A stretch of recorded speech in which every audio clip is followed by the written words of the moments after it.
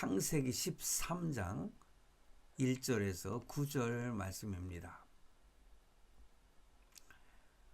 아브라함이 애굽에서 그와 그의 아내와 모든 소유와 롯과 함께 네겝으로 올라가니 아브라함에게 가축과 은과 금이 풍부하였더라.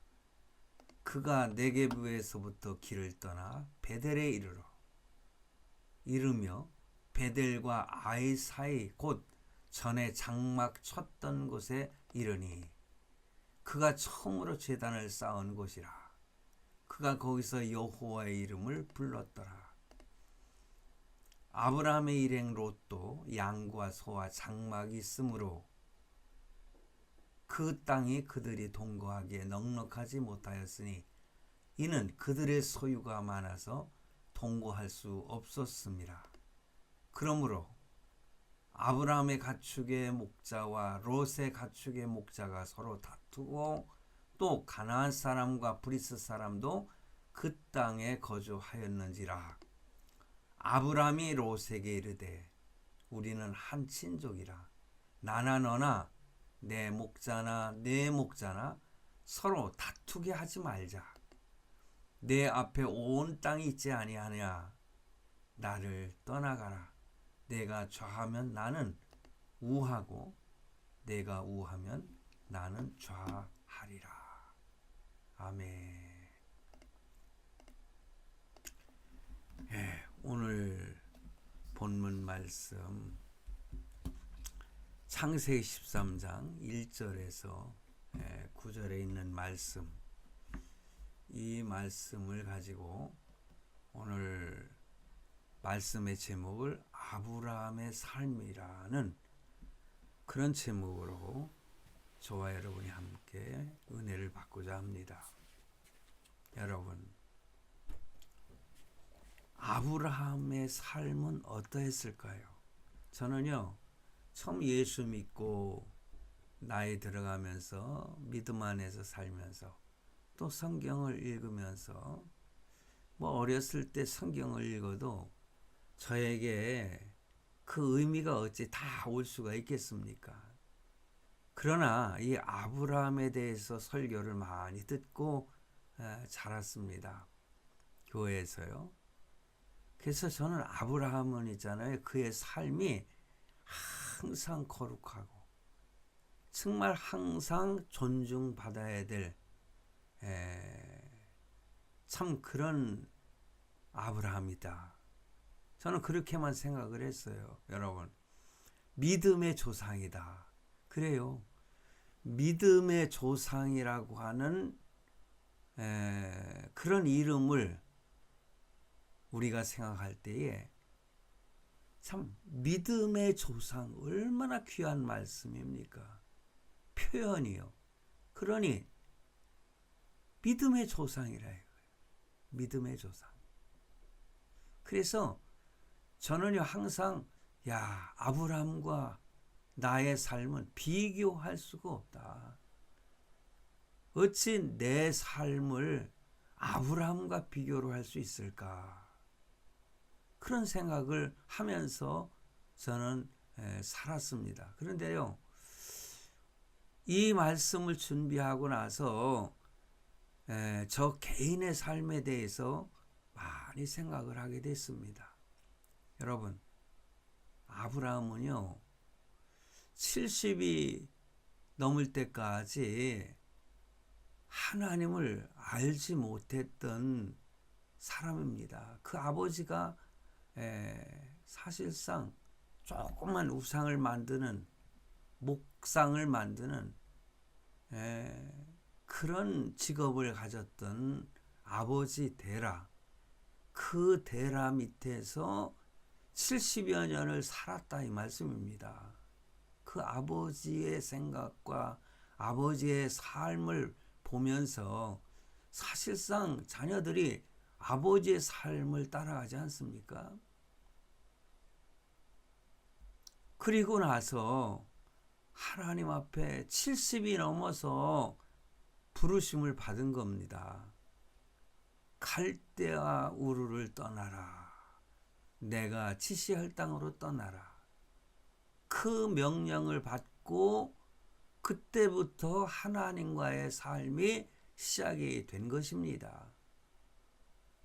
여러분, 그리고 나서 그 이름이 아브라함이었잖아요.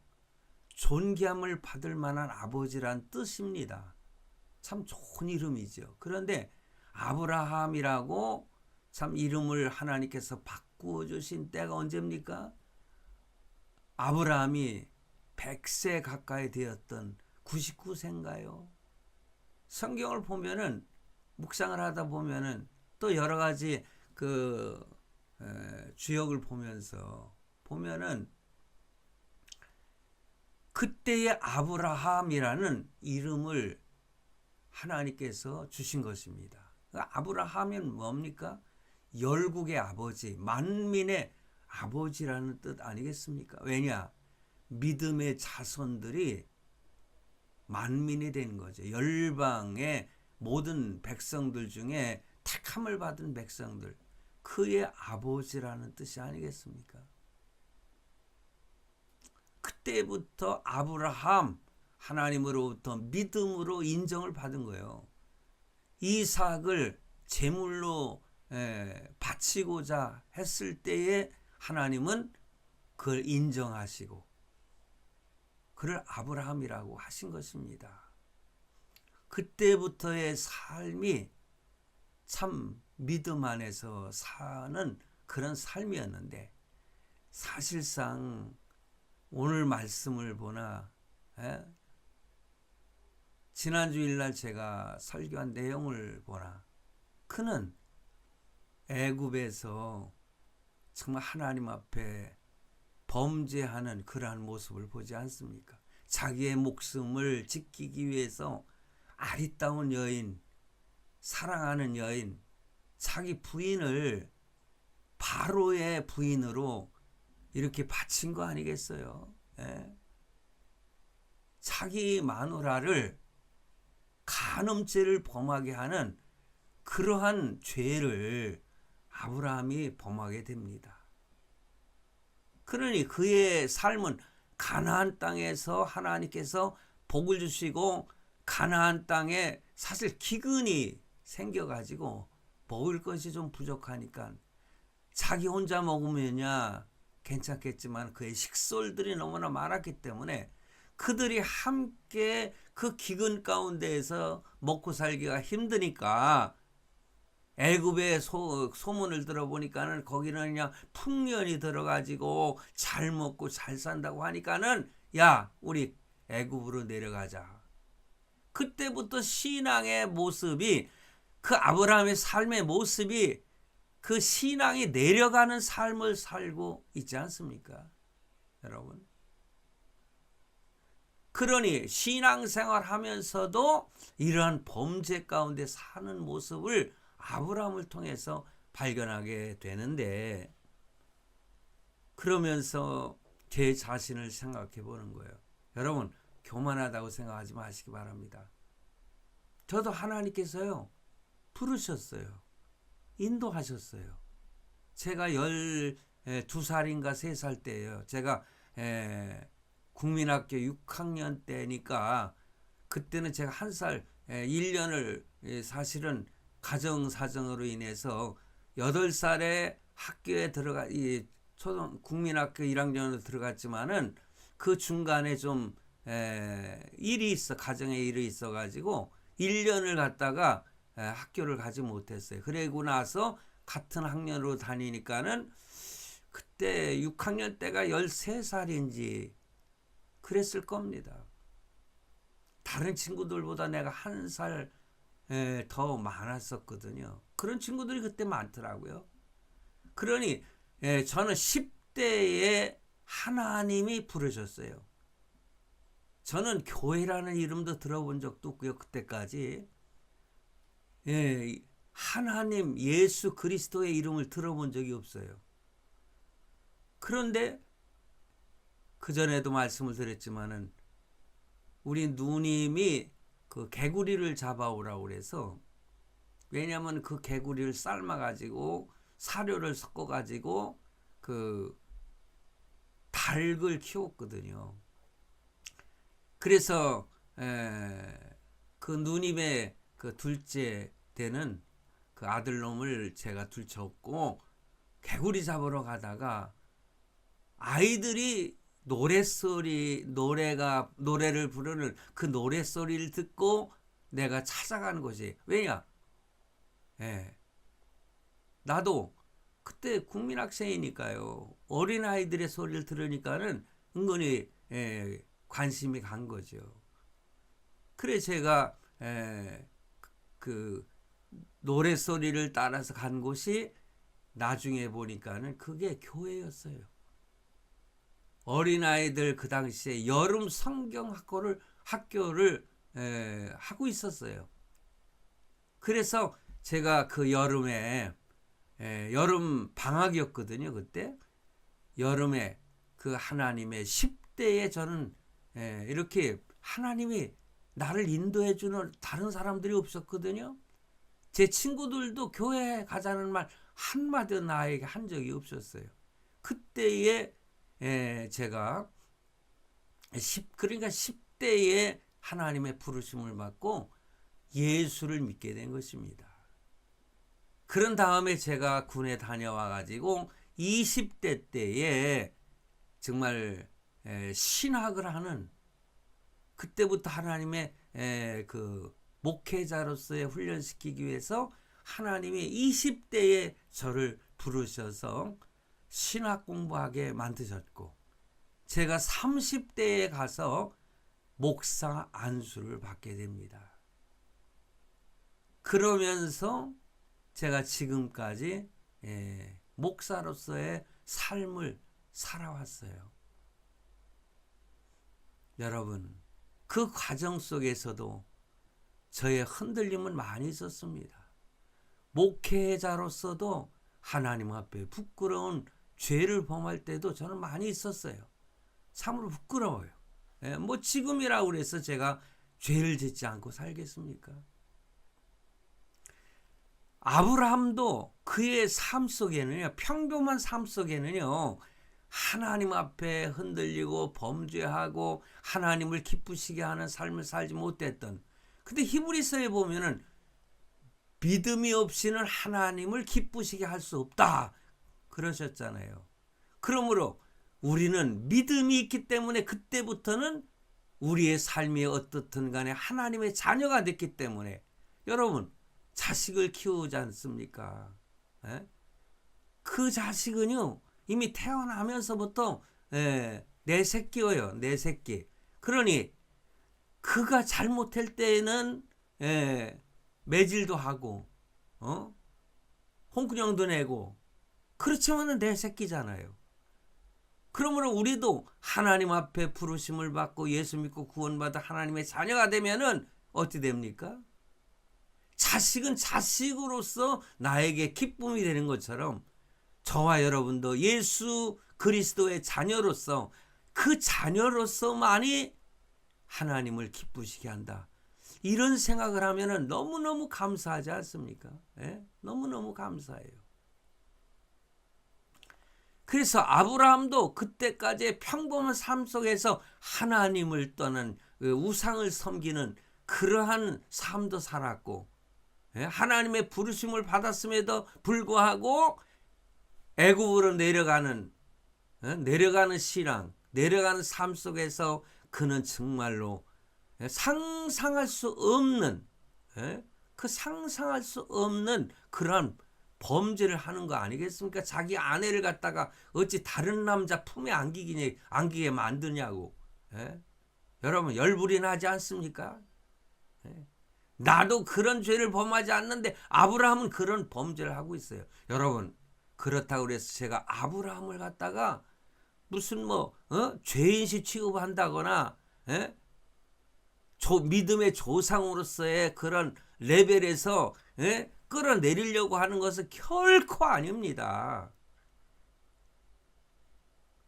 아브라함도 그런 삶을 살았고 우리들도 그런 삶을 살고 있는데도 불구하고 하나님이 나 같은 죄인 나 같은 죄인을 사랑하시고 나 같은 죄인을 부르신다고 하는 것, 정말 기뻐하신다. 나로 인해서 기뻐하신다는 그런 생각. 그리고 나서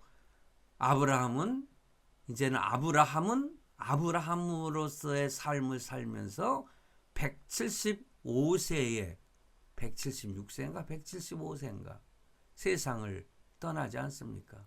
노아 이후의 인생의 삶은 거의 120살이 기본인데 그래도 175세를 살았어요. 그리고 노아의 큰아들 그 셈의 10대 손이 바로 아브라함입니다.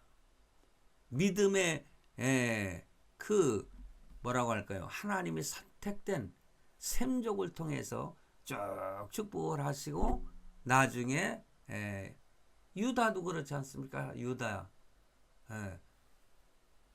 야곱의 그 아들 유다를 통해서 하나님은 이스라엘의 왕을 세우는 다윗이 유다 족속이잖아요. 어찌됐든 그러한 그 믿음으로 이렇게 쭉 내려오는 하나님의 선택된 민족이었다는 거. 민족이라기보다는 족속이었다는 거. 저도 우리 가정에서는 사실 믿음의 조상이 되는 거예요. 우리 아들이 자식들이 내 그 믿음 안에서 살게 되니까는 우리 가문의 그 그래도 믿음의 조상은 이 전병진 목사 아닙니까? 우리 형제들도 저 때문에 예수 믿고 우리 어머니도 저 때문에 예수 믿고 하나님 앞에 가셨고 우리 누님도 그렇게 예수 못 믿게 하려고 그 핍박하고 하시던 어머니와 누님이 다 그래도 권사로서 세상을 떠나 하나님 품으로 갔습니다.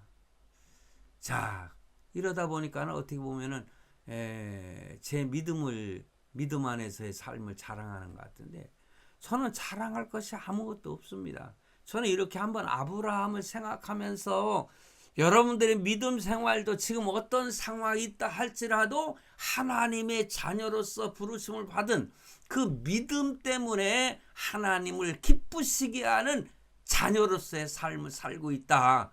저는 그 이야기를 하고 싶은 것입니다. 여러분, 자, 그런데 아브라함은 애굽으로 내려갔다가 그 바로왕의 책망을 듣지 않습니까?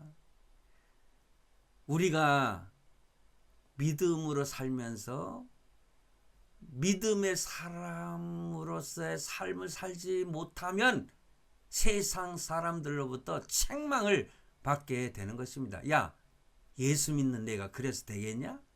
네가 진짜 예수 믿는 사람이냐? 이런 욕을 얻어먹는 것입니다. 소금이 제맛을 잃으면은요 세상 사람들이 지나가면서 밟아버려요. 밟힐 뿐이니라 예수 그리스도께서 그렇게 말씀하셨잖아요. 믿음의 사람, 믿음의 정체성을 잃어버리면은요 어떻게 됩니까?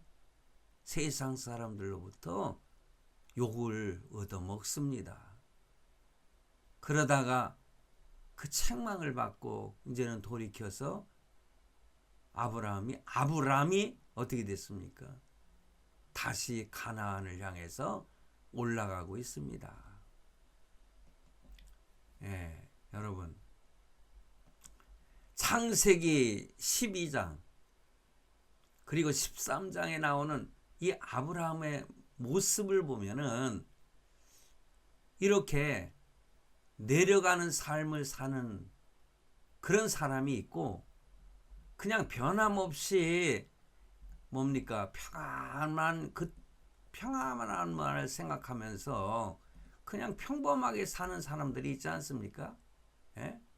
그냥 머물러 있는 삶을 사는 그래서 올라가는 삶 때로는 그냥 뭐라고 할까요? 안일무사라고 할까요? 그냥 나에게 지금 어려움이 없으면 난 이대로 가는 거야. 그냥 평안하게 사는 거예요. 요즘에 보면은 유튜브를 보면은 여러 가지 모습들을 봅니다. 정치인들도 그렇고 일반인들도 그렇고 저 광화문에서 나가가지고 외치는 사람들이 있고 그렇지 않습니까? 그런데 목사들 가운데서도요.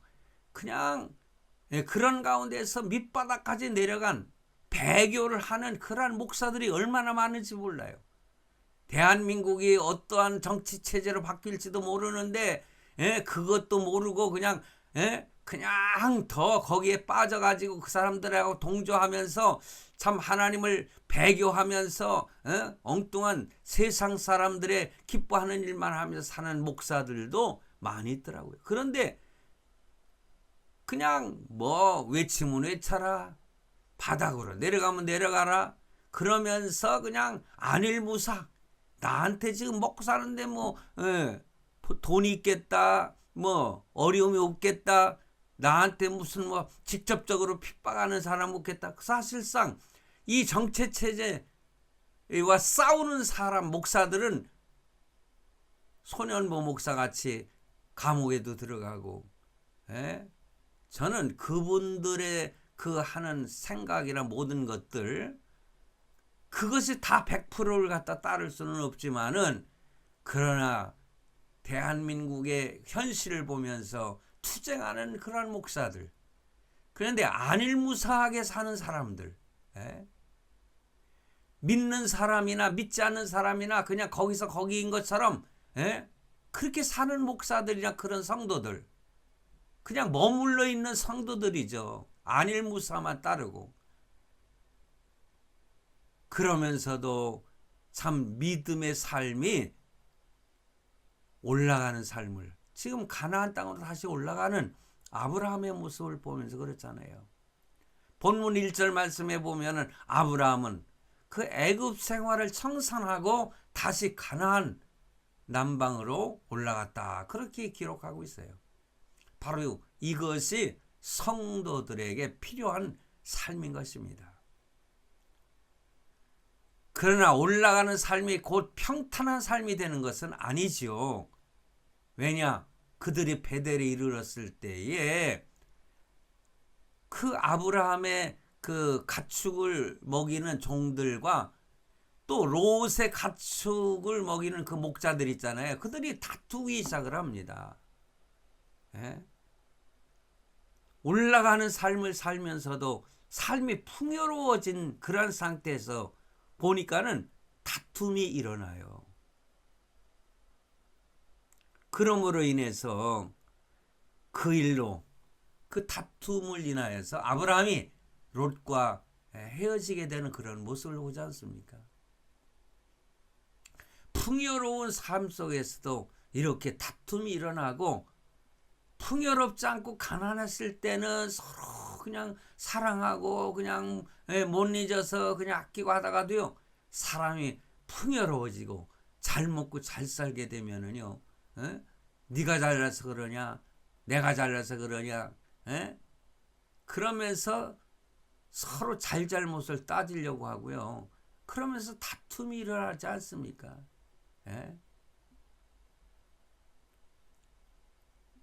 그래서 아브라함과 롯이 헤어지는 그러한 장면을 통해서 우리는 몇 가지 교훈을 얻게 됩니다. 그게 뭡니까? 믿는 성도들 사이에도요, 신앙인 사이에도 갈등은 있을 수 있다는 것이죠. 갈등이 다 잘못된 것은 아닙니다. 다툼이 다 잘못된 것은 아닙니다. 서로 다투면서 자신들을 발견하는, 나중에 돌아서서 스스로 조용한 가운데 있을 때, 아하, 내가 너무했구나, 내가 너무 내 성질대로만 했구나, 그렇게 후회하지 않습니까? 그러면서 회개도 하지 않습니까? 그래서 갈등이라고 하는 것이 그 순간은 정말 해서는 안 될 것 같은 그러한 과정이지만은, 그러나 그 과정을 통해서도요, 신앙의 성숙의 과정이 있을 수 있다. 저는 그렇게 깨닫게 됩니다. 자, 그들 아브라함과 롯이 헤어진 곳이 베델 아닙니까? 베델. 4절 말씀에 보면은 베델은 아브라함이 하나님을 위해서 처음으로 단을 쌓고 은혜를 받았던 곳이다. 참 유서 깊은 그러한 장소죠. 과거에 그들은 함께 그곳에서 하나님을 찬양하고 형제 사랑을 나누지 않습니까? 그런데 그처럼 뜻깊은 곳에서 갈등이 생기게 됐다는 것이죠. 아브라함과 롯이 서로 잘하려고 해도 소용이 없었어요. 왜냐? 그들의 목자들이 싸움을 하는 걸 어떡합니까? 공동체 생활을 하다 보면은 가끔 본인의 의지와는 상관없이 어떤 갈등에 휘말릴 때가 있습니다. 그런 때에 중요한 것은 뭐냐? 갈등을 해결하려고 하는 노력입니다. 그리고 무엇보다 중요한 것은 하나님께 기도하는 것입니다. 기도. 그러면은요, 신비하게도요, 하나님께서 문제를 해결할 수 있는 길을 열어주시는 거예요. 그러니 기도가 중요한 거예요. 기도. 어려움이 있을 때 기도하는 것입니다. 아브라함은 하나님께 기도하고 그런 다음에 아름답게 헤어지려고 하는 그런 결론을 내리게 되죠. 깨닫게 되는 것입니다. 계속 있으면, 같이 있으면 안 되겠다. 그래서 조카 롯에게 헤어질 것을 제의를 하게 됩니다. 여러분, 이 세상에서요, 헤어져서는 안 될 유일한 관계가 있습니다. 그건 부부 관계입니다. 그래서 이혼하는 것은요, 그 하나님이 기뻐하시지 않는 그런 모습이에요. 왜냐? 부부는요, 한 몸이기 때문에 그렇습니다. 하나님께서 맺어주신 관계, 남이었었는데 하나가 됐어요. 아담과 하와가 그렇지 않습니까? 무촌이라고 하지 않습니까? 촌수로 따져서. 그런데 헤어질 수 있는 관계가 있어요. 일촌이 뭡니까? 부모와 자식과의 관계. 이촌, 형제와 형제 간의 관계. 여기서 제가 말하는 것은 남남으로 아니면은 혈육의 관계 없이 이런 관계가 없는 것처럼 이렇게 헤어지는 것은 아니죠. 이게 삼촌이라고 하는 관계, 숙질 관계 아닙니까? 조카. 지금 아브라함과 롯은 조카, 숙질, 작은아버지잖아요. 롯에게는. 그리고 친구 간의 우정관계라든가 연인 간의 사랑관계, 결혼을 하지 않은 관계는 연인관계일 수밖에 없어요. 결혼해서 호적까지 완전히 정리가 됐을 때에 그때는 부부관계죠. 그러나 그 전까지는요, 연인관계나 마찬가지예요. 그런데 이런 관계 속에서는요, 적절한 때에 헤어지는 것도 그런 상황이 올 수도 있고 오히려 그것이 적절할 때가 있는 것입니다. 하나님께서 그렇게 인도하시는 경우가 많이 있거든요. 그러므로 만남이 있으면 헤어짐도 있는 것이에요. 신앙생활을 잘해도요, 그 믿음 성도들 관계 사이에서도요, 갈등과 이별이 있을 수 있는 거예요. 저와 성도들의 이별도 많이 있었습니다. 제가 정말 목숨처럼은 아니지만은요, 하나님의 말씀으로 바르게 세우기 위해서 일주일에 한 번씩 식사를 우리 집에서 우리 집사람이 열심히 맛있는 음식을 만들어 가지고 네 가정 다섯 가정 이렇게 해 가지고요. 그 제자 훈련을 2년씩이나 시켰어요. 그런 사람들 가운데서도요. 이렇게 손을 들고 떠나는 사람들이 있더라고요. 지금까지도 연락 한 번 하지 않는 그런 사람들이 있더라고요. 정말 내 새끼처럼 그렇게 말씀으로 가르치고 그렇게 해서도 떠나요. 떠나. 그러고서 연락도 없어. 예. 그들은 그들대로의 삶을 사는 거예요. 그런데 그런 분들이 떠나가지고 저에게 뭔가 서운섭섭한 것이 있어서 떠났었겠죠. 가가지고 보면 다른 교회에서도요. 인정을 받 안수집사는 안수집사로서 그리고 금방 장로도 되고요. 권사도 되고요. 다 있는 그곳에서요. 뒤처지지 않고 정말 앞장서서 믿음 생활하며 가르치는 어떤 권사는 간지 6개월도 안 돼가지고 목사님이 부르더래요. 갔더니 새신자들을 가르치라고. 그러니까 다른 권사들이나 그런 사람들이 시기하고 질투하고 막 그러더래요. 어떻게 6개월도 안 된 사람에게 새신자 교육을 맡기느냐. 우리는 장로교인데 거기는 그 장로교가 아니었어요. 성결교였어요. 근데 그 성결교임에도 불구하고 뭡니까?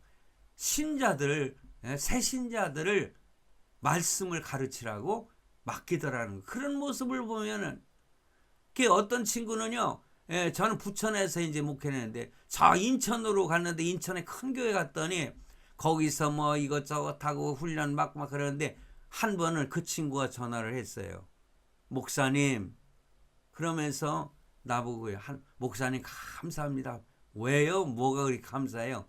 목사님이 가르쳐 준 것, 그것이 정말 최고더라고요. 여기서 가르치는 걸 보니까는요, 그게 아니더라는 거예요.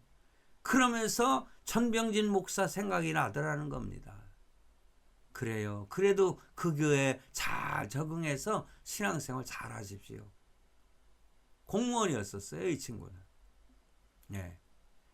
뭐 갈등이 있을 수도 있고 이별도 있을 수도 있는 거예요. 거기에서 또 신앙생활 잘하고 많은 사람들을 말씀으로 잘 인도하면은 그 이상 더 좋을 게 어디 있겠습니까? 때로는 하나님의 사명을 따라서 헤어지는 상황도 우리는 기꺼이 각오해야 되는 것입니다. 뿐만 아니라 여러분, 헤어질 때는요, 그 관용이 있어야 돼요. 관용. 뭡니까? 관용이라고 하는 것은 포용하는 것이고 양보하는 것입니다. 그러니 헤어질 때는요, 이런 관용 있는 정신을 가져야 된다. 믿는 성도들 사이에 때로는 이런 헤어지는 순간이 있을 수 있지만은 중요한 것은 뭐냐? 헤어짐은 있지만은 몸만 가는 것이지 마음까지도 헤어져서는 안 되는 거 아니겠습니까? 형제지간에도 마찬가지예요. 그것을 위해서 우리에게 필요한 것이 무엇일까요? 양보하는 마음이죠.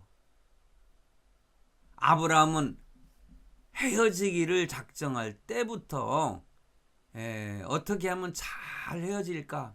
그것을 생각했을 것 같아요. 그러다 보니까는 자기가 삼촌이지만 조카에게 무엇이든지 양보를 하겠다는 생각을 그리고 결심을 하게 되지 않습니까? 롯에게 우리 헤어져야 되겠다. 야, 너의 목자들과 나의 목자들이 자꾸 저렇게 싸우는 거 보니까는 나중에 큰일이 벌어지면 어떡하냐. 그러면서 8절과 9절 말씀해 보니 아브라함이 롯에게 이르되 우리는 한 골육이라. 한 골육. 나나 너나 내 목자나 서로 다투게 하지 말자. 내 앞에 온 땅이 있지 아니하냐. 나를 떠나라. 내가 좌하면 나는 우하고 내가 우하면 나는 좌하리라. 요즘에 윗사람이 아랫사람에게 이렇게 양보하는 거 봤습니까? 윗사람이 그냥 어떻게든지 자기는 좋은 것만 차지하고 많은 것 차지하려고 하고 그냥 아랫사람들 갖다가 오히려 짓밟고 그러는 사람들이 있는데 윗사람의 모습을 보세요. 아브라함의 모습을 보세요. 에? 그러면서 먼저 내가 선택을 해라. 선택권을 주는 거예요. 양보하는 것이죠. 자, 이 장면을 보면은 그 아브라함의 위대한 그 관용, 양보 정신을 우리가 느끼게 되지 않습니까?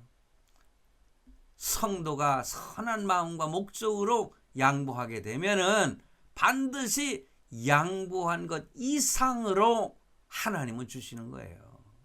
네. 그래서 아브라함은 나중에 더 큰 부자가 됐지만은 롯은 어떻게 됐습니까? 예? 소돔과 고모라를 선택함으로 인해서 그 환락의 도시였던 그 소돔, 성적으로 문란해 가지고 있잖아요. 남자가 남자를 사랑하고 여자가 여자를 사랑하는 그러한 것들이 판을 쳤던 곳이 소돔과 고모라였잖아요. 오늘날 세상이 그런 세상으로 바뀌고 있지 않습니까? 미국에서는요, 참 미국이라는 나라가 어떤 나라입니까? 뭐 그거 설명하면 시간이 또 가니까 거기에서는요, 어린아이들이요, 남자애가 여자가 되겠다고 수술하겠다고 하면 부모는 그걸 말리면 큰일 납니다. 어린아이 때부터 벌써 뭡니까? 이런 사상을 주입시켜 가지고 이런 나라, 우리 대한민국에서도요 이런 것이 시행될 것 같아요. 나중에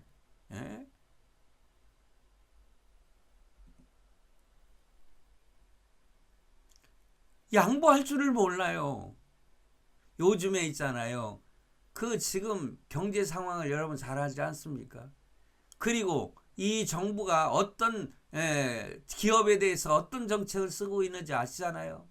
예를 들어서 있잖아요, 현대자동차가, 그 현대자동차는요 그 노조들이 얼마나 센지 몰라요. 그러다 보니까는 미국으로 옮기겠다, 외국으로 옮기겠다. 그럼 일하는 사람들, 직원들이 다 어떻게 되겠어요? 직업을 잃지 않게 되겠어요? 그러니까 노조를 탈퇴하는 그런 일들이 있어요. 여러분, 지난번에 여러분들 잘 아시잖아요. 쿠팡. 저는 루팡이라고 하려고 하네. 쿠팡. 우리 집사람한테 뭐 좀 찾아서 이것 좀 시켜요. 그럼 쿠팡에 들어가서 다 하면 뭐 금방 와요. 여기 여주 옆에 가면 이 쿠팡에 저기 물건 싸놓는 그런 그 창고가 있거든요. 그러니까는요, 몇 시간 안에도 오는 게 있어요. 쿠팡에서요, 주문하면. 그런데 이 뭡니까, 민주노총인가 그것들이 쿠팡에서 아침 새벽 그 배달을 못하게 했지 않습니까? 그래 놓고서는 뭐 어디 뭡니까, 어디 중국의 어떤 기업을 갖다가 그 새벽 배달을 할 수 있도록 그렇게 지금 하고 있다고 하는 거예요. 그러니까 쿠팡에 있잖아요, 예전에 노조 활동하던 그 쿠팡의 그 민주노총의 노조원들이 뭐 95%인가 탈퇴를 했다는 거예요. 다시 우리는 새벽 배송을 해야 되겠다. 잘하는 겁니다. 아니 왜 그런 말을 하나? 이 중국놈, 그 중국놈들한테 완전히 돈으로 매수가 된 건지 이 정부가 말해요. 왜 그렇게 중국을 갖다가 무슨 뭐 짱깨니 무슨 빨갱이니 뭐 이런 말을 또 쓰면 안 된다네요. 예? 그렇게 이렇게 막 양보하지 않고 그냥 데모나 하려고 하고 이런 거 데모 있잖아요. 그거 해봤자입니다. 예. 데모해서 조금 더 많이 취한다 할지라도요 유익이 별로 없어요.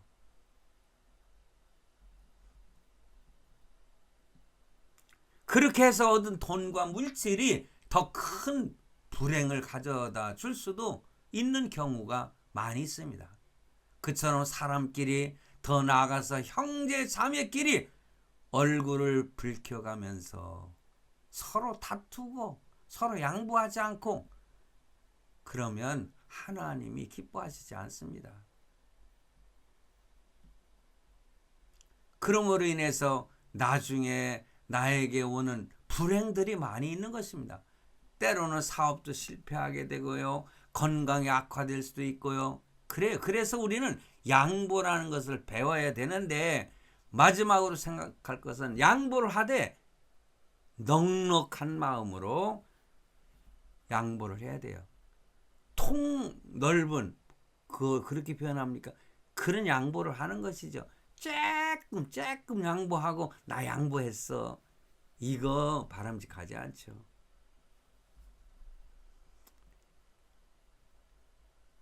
이렇게 양보하게 되면은 저 사람도 나에게 무언가 양보를 할 거야. 그런 생각은 통 큰 양보가 아닌 것입니다. 상대가 나한테 어떻게 하든 말든 내가 양보를 할 때는요. 그냥 통 크게 양보를 하는 거. 아브라함에서 그걸 배우지 않습니까? 너는 우하해라. 그러면 난 좌하겠다. 네가 좌해라. 그러면 난 우하겠다. 이런 거예요. 그런데 롯을 보세요. 사방을 두리번거리다 보니까는 야, 젖과 꿀이 흐르는 곳은 가나안이 아니라 저곳이라구만. 소돔과 고모라가 아니야. 얼마나 기름진 에덴 동산 같다고 그랬어요. 에덴 동산 같다고. 그게 거기를 선택을 합니다. 여러분. 그래서 결국은 어떻게 됩니까? 마누라도 죽어버리고 거기서 도망쳐 나온 두 딸과 엉뚱한 짓을 해가지고 그것에 두 가지 족속이 나오지 않습니까? 딸과 함께 자식을 낳은 족속들 두 족속이 나온 범죄한 족속들이 나오지 않습니까? 그렇게 롯은 하나님 앞에 참 바람직하지 못한 결과를 가져오는 삶을 사는 모습을 봐요. 근데 아브라함의 삶은 참 그렇지 않았잖아요. 만약에 조카 롯이 그에게도 양보심이 있었다면요. 삼촌 무슨 말씀을 그렇게 하세요? 아브라함이 삼촌이 먼저 좀 선택을 하세요.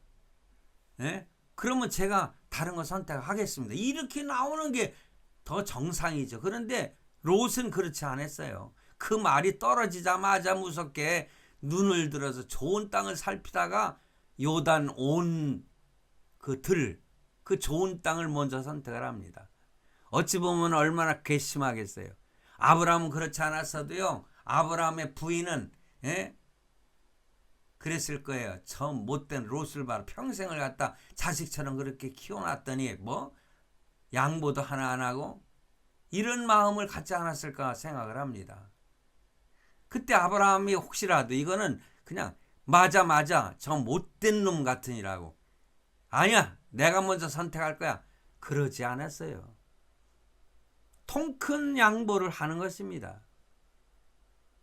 여러분 그러지 맙시다. 하나님의 뜻이 분명히 있을 거예요. 하나님의 선한 뜻을 따라갑시다. 이런 정신, 이런 양보 정신이 바로 뭡니까? 통 큰 양보예요. 중요한 것은요. 내 자신의 그 할 도리가 무엇인가를 깨닫는 것입니다.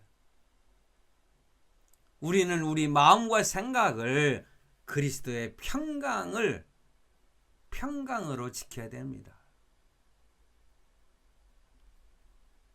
사실 우리 인생의 최고의 적은 롯과 같은 사람이 아니라 바로 내 자신인 것입니다. 그리고 원수 마귀 사단인 것입니다.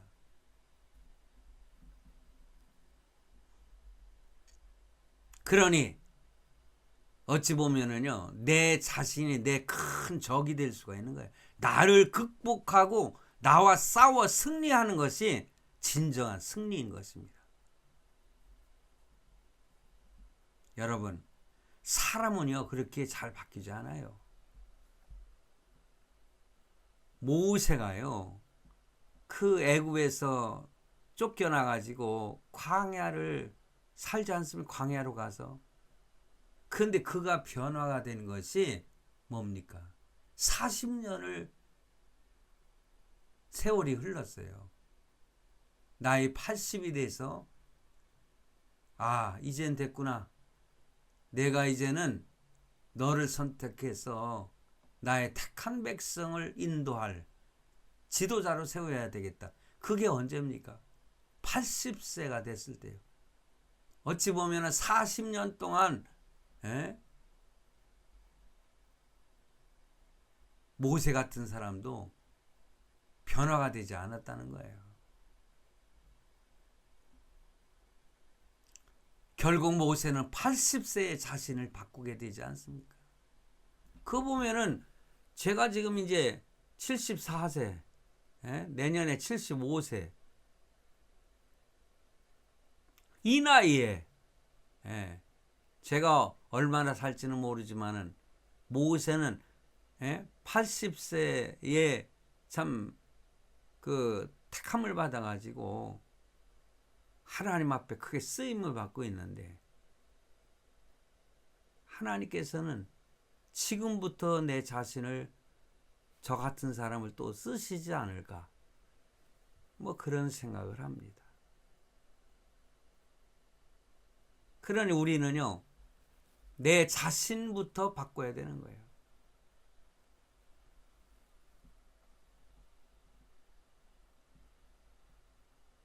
그러므로 우리 자신부터 바꾸는 것이 하나님으로부터 얻을 수 있는 능력이다. 그렇게 생각을 합니다. 그런데 목회를 하면서 있잖아요. 막 능력을 행하는 거, 이것이 아주 대단한 줄 알아요. 병 고치는 거. 그래요. 귀신도 쫓아내고 병도 고치고, 저도 목회하면서 그 귀신을 얼마나 많이 싸워서 쫓아내는지 몰라요. 이 더러운 귀신아. 첫 번째는요, 눈을 그냥 쫙 보면은요, 제가 귀신 들린 사람 눈을 바라보면은 그 귀신 들린 사람이 이렇게 쳐다보다가 딱 이렇게, 요즘에 우리 콩이가 있잖아요. 내가 이렇게 딱 쳐다보면은요, 이놈은 순간적으로 이렇게 내 눈을 피해요. 내가 뭐 저를 얼마나 아끼고 사랑하는지. 그럼에도 불구하고 내 눈에서 그때처럼 막 이 화살촉이 날아가는지, 그냥 제 눈에서 화살촉이 막 나와가지고 자기 눈을 찌른대요. 그래서 눈을 감고 피한다는 거예요, 이 귀신이. 그때는 기분이 좋아요. 그래, 성령의 참 화살촉이 날아가는구나. 그 웃기는 거죠. 그러나 그때 이 더러운 귀신아, 예수의 이름으로 명하노니 그 젊은 청년에게서 나가! 하고선 질르면은요, 그냥 박 쓰러져 가지고요, 그 귀신이 쫓겨나더라고요.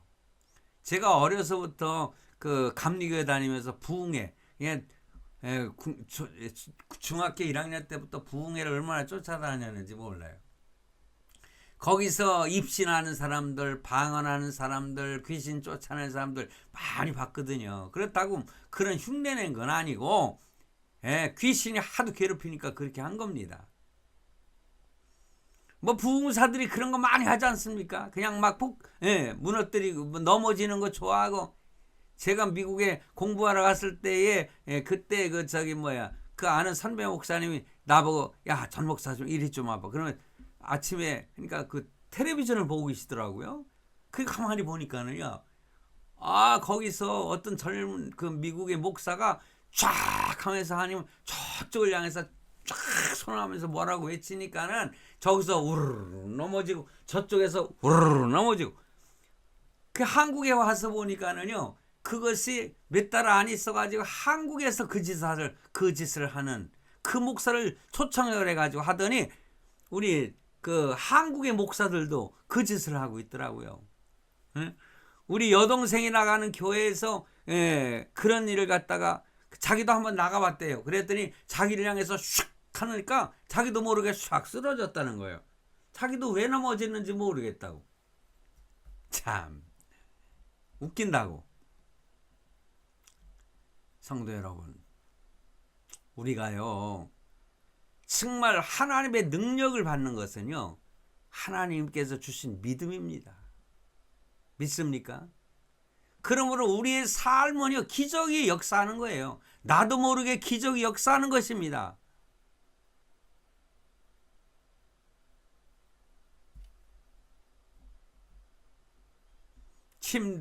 참된 신앙은요 반드시 참된 행복을 가져다 줍니다. 그리고 참된 영성은 반드시 여러분 참된 영성을 이끌어낼 수 있어요.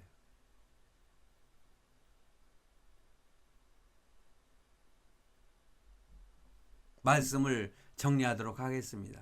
사랑하는 성도 여러분, 우리의 믿음 생활이라고 하는 것이 때로는 넘어질 수도 있는 것입니다. 다툼도 있을 수 있는 것입니다. 그렇지만은 참된 믿음은 뭐겠어요? 우리의 그러한 삶 속에서도 결코 하나님을 잊지 아니하고 주님을 향해서 나아가는 삶을 사는, 그래서 아브라함의 삶을 통해서 내려가는 삶도 경험하고 올라가는 삶도 평안하고 때로는 평범하게 사는 그런 삶도 우리가 경험하면서도 우리는 올라가 독수리처럼 올라가는 신앙 속에서 믿음으로 승리하는 그런 성도들이 되시기를 주님의 이름으로 축원합니다.